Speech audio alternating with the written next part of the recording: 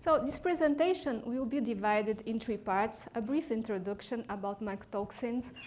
After, in the second part, the effects of mycotoxins on the intestinal mucosa and on the inflammatory response. So very briefly, what were mycotoxins? Mycotoxins are secondary metabolites produced by fungi, as Aspergillus, Fusarium, and others, that are not required for their development. Mycotoxins are natural contaminants of feed and food, especially of cereals in fields or during storage. And mycotoxins can induce toxic effects that can vary from mild intestinal signs to cancer. And pigs are one of the most sensitive species to the toxic effects of mycotoxins. So what we know about levels of contamination? Depending on the study, the levels can range from 30 to 70% of grains contaminated worldwide. In general, the mean contamination level is low. However, it's very important that a multi-contamination occurs frequently. And in a recent worldwide survey, the most common mycotoxins were deoxynivalenol or DON, fumonisin, followed by zearalenone, aflatoxins, and ochratoxin. So considering that deoxynivalenol and fumonisins were the most common mycotoxins, our studies focus on the effects of these two mycotoxins on animal health. So in the second part, I will focus on the effects of mycotoxins on the intestinal mucosa, more specifically, the interactions with membrane junctional complexes and interactions with pathogens. So, intestinal mucosa is the first tissue to have contact with food contaminants. So, our hypothesis was that chronic ingestion of low concentrations, low and realistic concentrations of mycotoxins induces changes in the structure of intestinal epithelium, leading to a decrease in the barrier function. And these changes could increase the translocation of pathogenic microorganisms from lumen to the systemic circulation. So before I present the results about the effects of mycotoxins on intestinal mucosa, I'd like to highlight some important points about intestinal structure and function. So it's well known that villi morphology is associated with intestinal absorption and uptake of nutrients, electrolytes, and water from lumen to the systemic circulation. But also, this intestinal mucosa has also a physical barrier function that acts preventing the passage of harmful substance from lumen to systemic circulation. So this barrier function is associated with an intrinsic and extrinsic components. First, the intestinal mucosa is lined by continuous renal epithelial cells, and these cells present in their lateral membranes junctional complexes that are formed by different kinds of proteins. And these structures really seal the space between the cells and modulate paracellular permeability.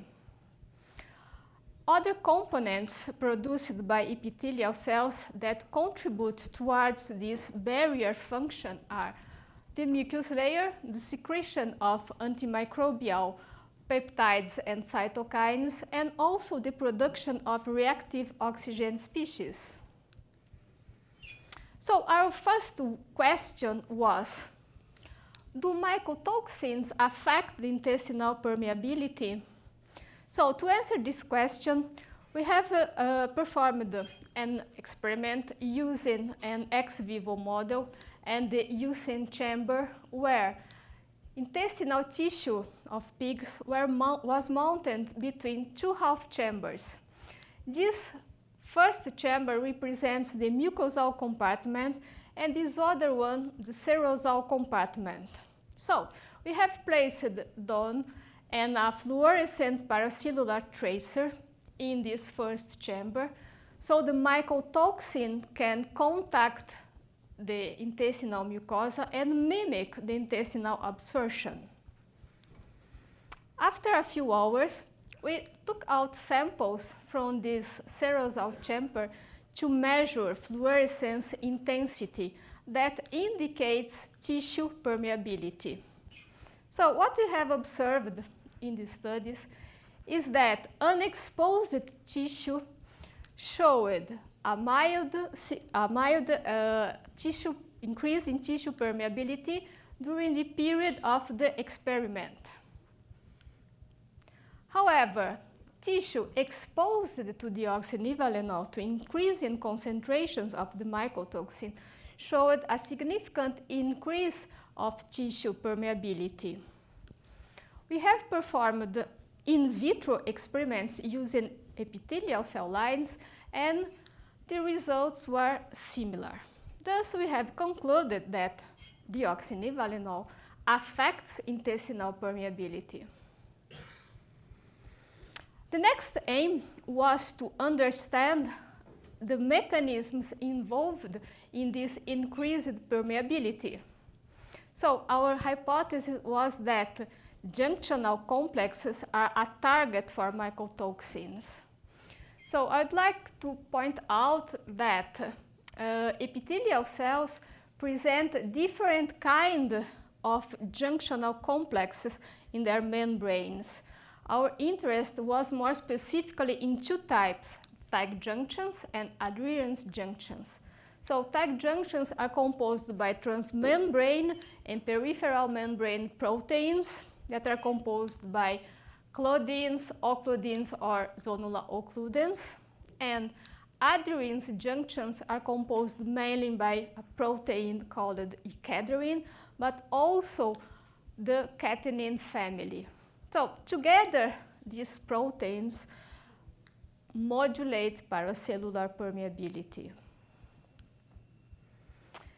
So to investigate the effects of deoxynivalenol on these structures, on these junctional complexes, we used an in vitro model with a pig intestinal cell line. So the cells were exposed to deoxynivalenol during 48 hours.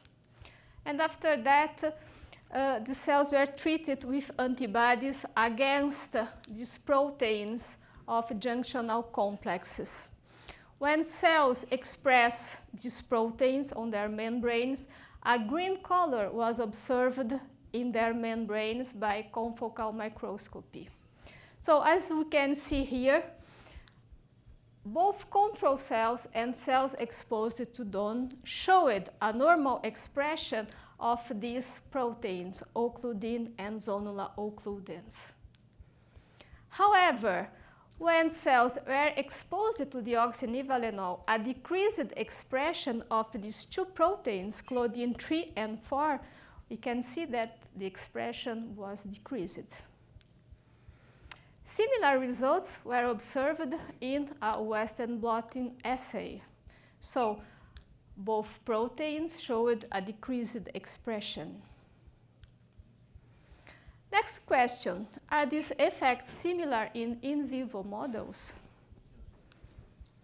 So we have performed different experiments where piglets were fed contaminated diets, mono or multi-contaminated diets for 5 weeks. After this period, the animals were euthanized and samples of jejunum were submitted to different analyses. So in this first experiment, we have seen that pigs fed the contaminated diet also showed a decreased expression of claudin 4.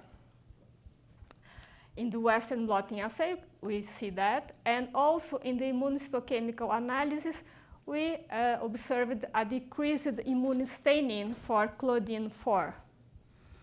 In this other experiment, animals were fed a mono or multi-contaminated diet with deoxynivalenol or fumonisin, and we also observed a decreased expression in animals fed contaminated diets for ecadrine and occludin. The only exception is the group with fed the fumonisin diet.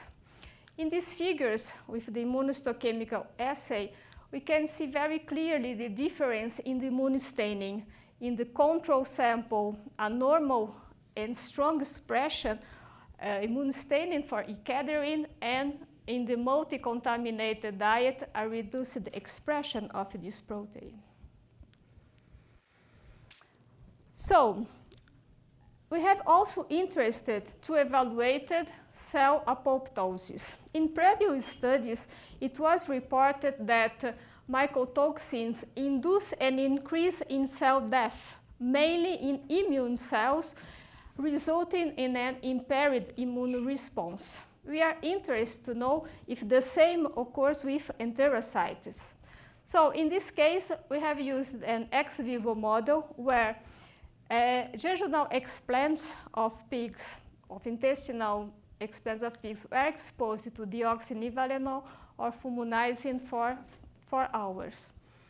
After that, the explants were submitted to immunohistochemical analysis, and the tissue samples were treated with an antibody against caspase-3. Caspase-3 is a marker of cell apoptosis, a kind of cell death. So, what we have observed was that explants exposed to both mycotoxins showed an increased apoptosis. We have counted the number of the cells immunostained, and a significant increase was observed. And in these figures, we can see very clearly this difference. The cells immunostaining, the cells that are apoptotic, are marked in brown. So we can see very clearly that the explants exposed to mycotoxins showed a great number of apoptotic cells. In the same experiment, we have also evaluated the immune expression of cyclooxygenase 2 by enterocytes.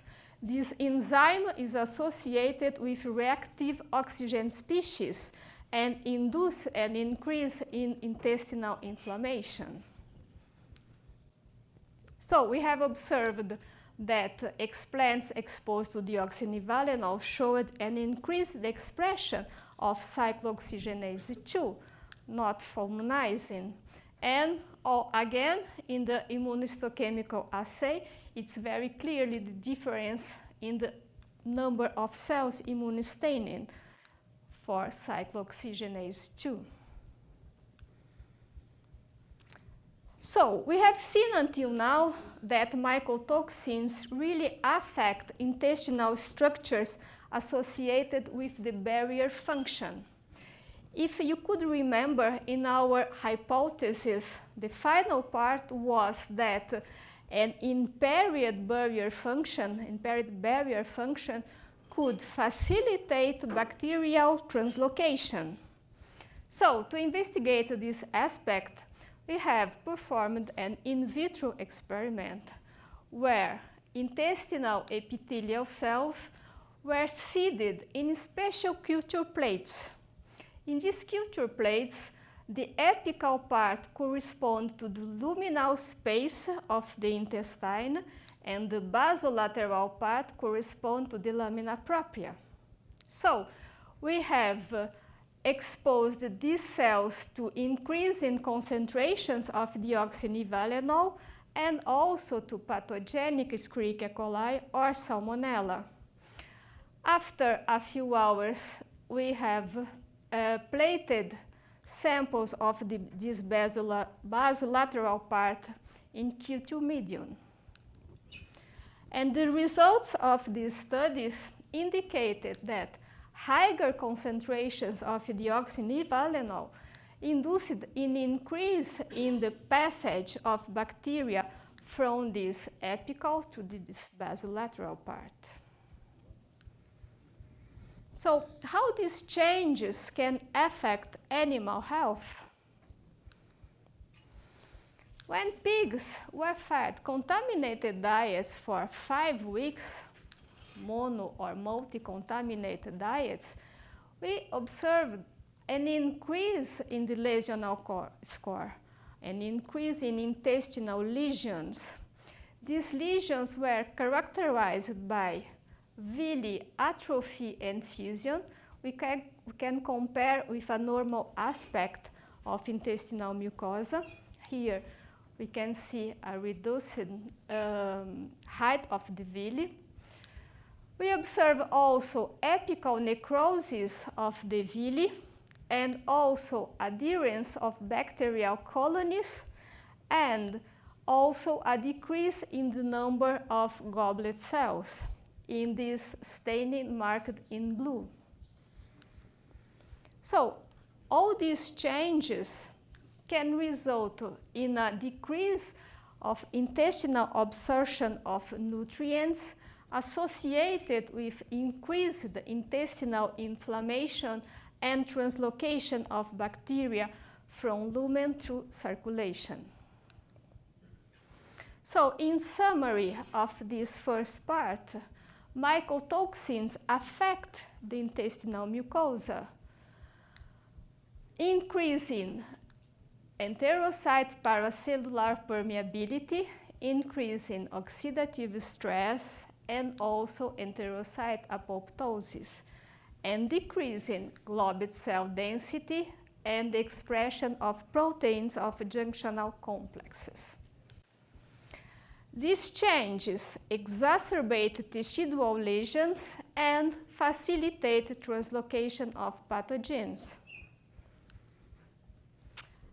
In the final part, I will focus on the effects on the inflammatory response. So it is well known that enterocytes have an absorptive and now a barrier function. But enterocytes can also be considered a component of the immune system. Enterocytes produce a diversity of cytokines, and these cytokines can modulate the intestinal inflammatory response. So when intestinal epithelial cells were exposed to deoxynivalenol in vivo, ex vivo, or in vitro models, an increase in pro-inflammatory cytokines was observed. And this increase in interleukins 1, 6, and 8, and also in tumor necrosis factor, induce an increase in enterocyte shedding, as you can see here, and also an increase in cell death of not only enterocytes, but also of the immune cells. In addition, this increase in pro-inflammatory cytokines induce a decrease in the expression of laminins. Laminins are important components of the basement membrane that contribute to cell attachment and differentiation. So, with the decrease in laminin expression, we observe an increase in the number of pores in the basement membrane. With more pores, we observe an increase in immigration of CD16 positive cells to the lumen. And these cells will increase the antigen sampling in the gut, exacerbating the inflammatory response. These changes in the leukocyte migration can be seen also by scanning electron microscopy. So in this experiment, we have exposed the intestinal explants to deoxynivalenol. Here we can see a normal aspect of an intestinal mucosa, the villi projecting to the lumen, and few leukocytes on the villi. However, when we see the aspect of an intestinal mucosa exposed to deoxynivalenol, I think it's very clear the difference. We cannot see the villi. The surface is flattening, and these cells, we observe also an increased number of leukocytes in this surface of the villi. So, in conclusion, mycotoxins alter cell junction proteins and increase intestinal permeability.